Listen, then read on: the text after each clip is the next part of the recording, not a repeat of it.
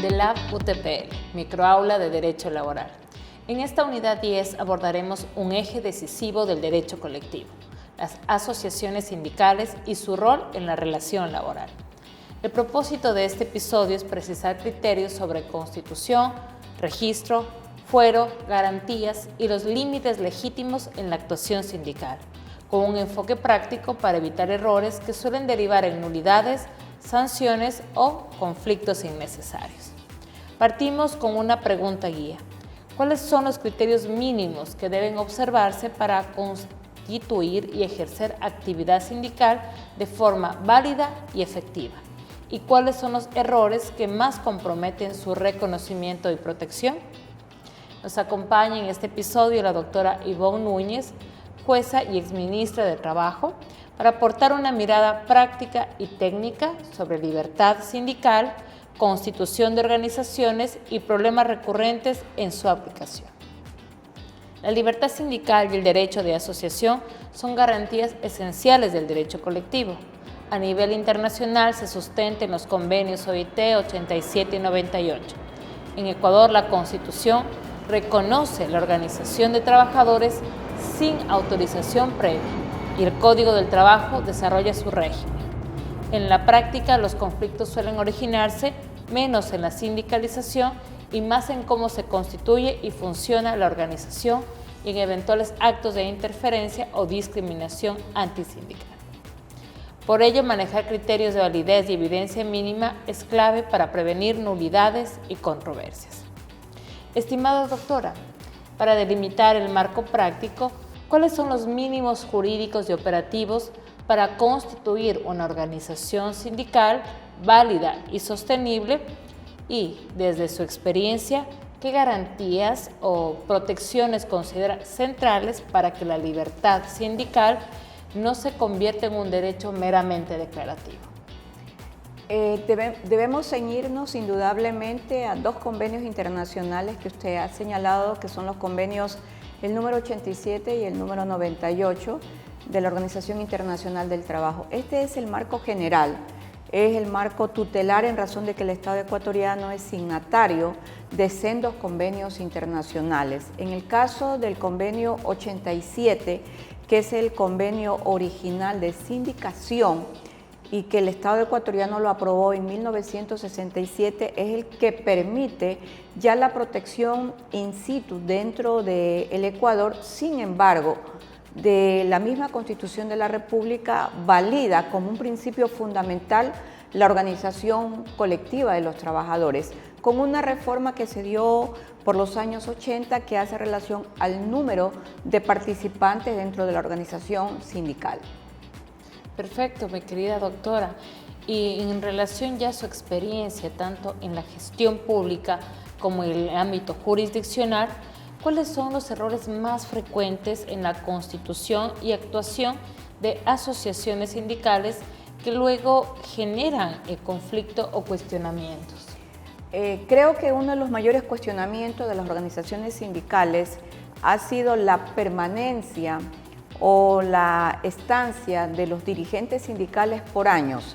Esto indudablemente no solo que lleva a un desgaste, sino a un desprestigio. Yo como exministra del Trabajo me propuse y lo logré incentivar a que más mujeres ingresen al mundo de la sindicación, de tal manera que se estableció exclusivamente un cumplimiento de normas constitucionales que están en el artículo 326 y también en el artículo 95, que hacen relación a dos principios elementales dentro del proceso de democracia, que es la alternabilidad y la alternancia, de tal manera que quedó establecido que los dirigentes sindicales, sean hombres o mujeres, solo pueden tener un periodo de reelección, pero no reelecciones indefinidas, en razón de que la misma Corte Constitucional ha establecido que la reelección indefinida es simplemente un incentivo que se puede tener de manera individual, pero no es un derecho reconocido. Entonces, en cumplimiento de la democracia interna, logré en la primera fase que ahora el Consejo Nacional de Empleos y Salarios en el Ecuador tenga paridad de género, 50% constituida por mujeres y 50% constituida por hombres, para los dos sectores, tanto para el sector empresarial, en este caso el sector de los empleadores, y para el sector de los trabajadores. De esta manera queda abierta indudablemente la democracia interna, y yo sí quiero que en el Ecuador hayan muchas mujeres que participen en el sindicalismo.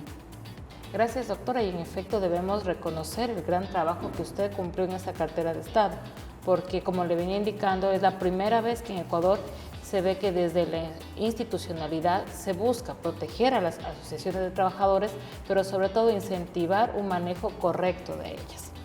Para llevar ya este marco a la práctica, ¿podría, doctora, por favor, compartirnos un caso desde su experiencia, debidamente anonimizado, en el que un aspecto de negociación, de registro o ejecución haya sido determinante para el éxito o inclusive el conflicto de un contrato colectivo?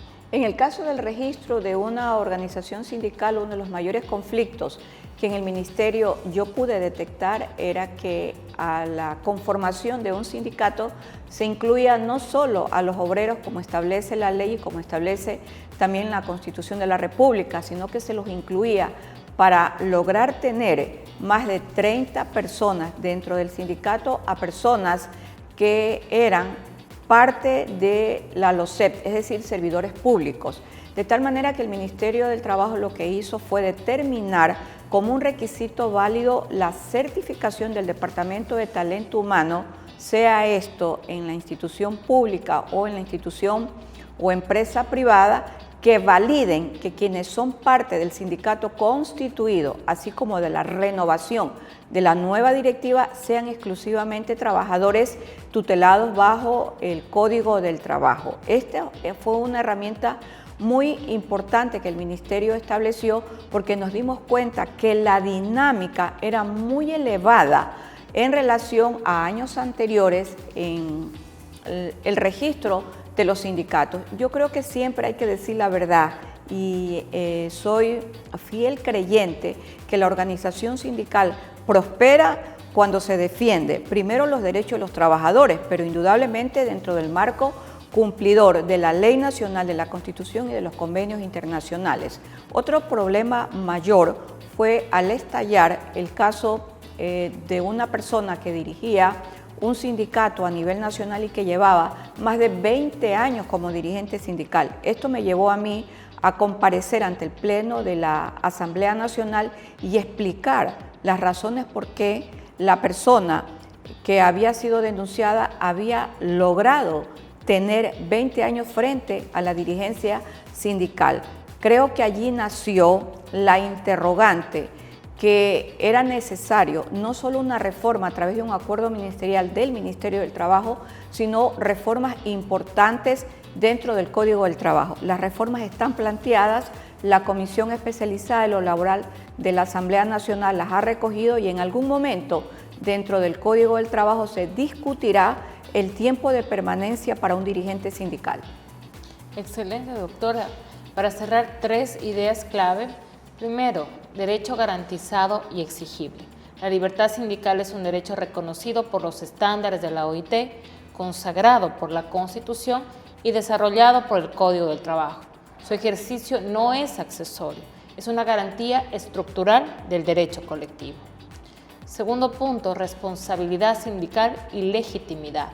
La organización sindical no solo nace para existir, debe actuar con gobernanza interna, representatividad y rendición de cuentas hacia sus asociados.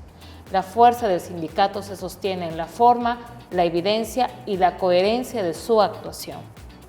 Diálogo social y políticas públicas. El sentido último de la acción colectiva es fortalecer el diálogo social. Sindicatos, empleadores y Estado deben articularse para prevenir conflictos, canalizar demandas legítimas y contribuir a la formulación de políticas públicas laborales más equilibradas y efectivas. Doctora, usted ha tenido experiencia tanto en la toma de decisiones públicas como en la función jurisdiccional. ¿Qué aprendizaje considera más valioso de esa transición para comprender la dinámica real de las relaciones laborales colectivas? Yo le diría que el ejercicio profesional porque antes de ejercer la magistratura en la función judicial, yo ejercí la profesión durante 16 años. Fui negociadora de contratos colectivos en la ciudad de Guayaquil, tuve conflictos a nivel nacional, me tocó también defender a un sector muy importante dentro del mundo laboral, que es el sector de jubilados.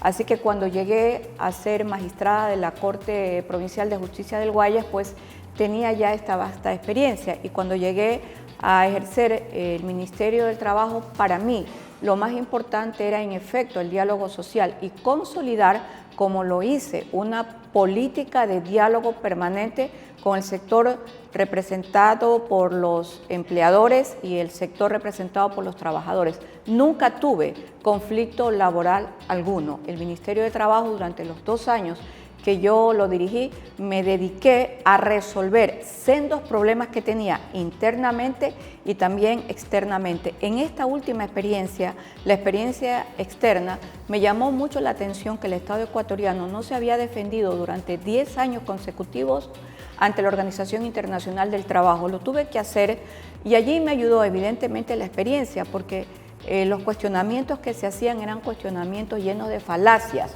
Y me llamó además la atención entender por qué se atacaba desde la mentira al Estado ecuatoriano. Estas historias me llenaron de valor, porque uno de los elementos principales que siempre prima en el sector de la justicia es el sector conocido como el sector de la certeza a través de las pruebas y las verdades. Así que esto me ayudó muchísimo a entender el desprestigio que el Estado ecuatoriano tenía a nivel internacional. De hecho, Ecuador estaba ubicado como el segundo peor país del mundo en relaciones laborales, cuando nosotros tenemos relaciones laborales en Ecuador que son fluidas y con un marco normativo que no lo tienen otros países. Y aquí le podría señalar lo siguiente: los mejores logros que el Ministerio del Trabajo a mi cargo le presentó al Estado ecuatoriano fueron los denominados, y que hacen mención a la ley denominada, por cierto, Ley Violeta, es decir, la participación activa de las mujeres en el sector público y sector privado.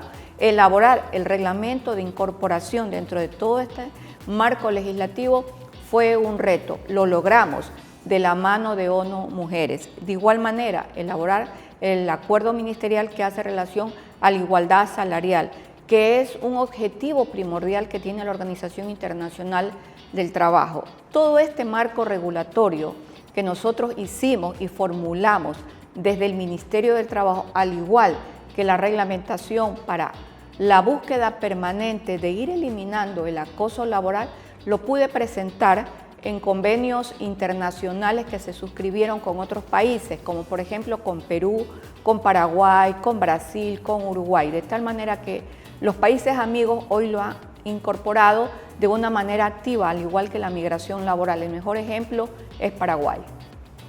Muy bien, doctora. Y fuera del ejercicio profesional, para conocer un poco más al ser humano detrás de la gran experta, ¿qué hábito o qué actividad le ayuda a sostener el equilibrio y tener claridad en contextos de alta responsabilidad?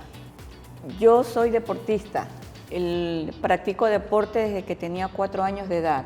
Es el mejor aliado que he tenido en mi vida, de tal manera que a mí siempre me prima la felicidad, la alegría y la actividad en hacer cosas renovadoras. En los actuales momentos estoy escribiendo mis memorias como ministra del Trabajo, para que quede plasmado que sí es posible, cuando uno ejerce un ministerio de altísima responsabilidad, construir legislaciones a favor de todos, incluso a favor de los eternamente excluidos en el Ecuador, como las personas mayores de edad y también para las personas que tienen discapacidad.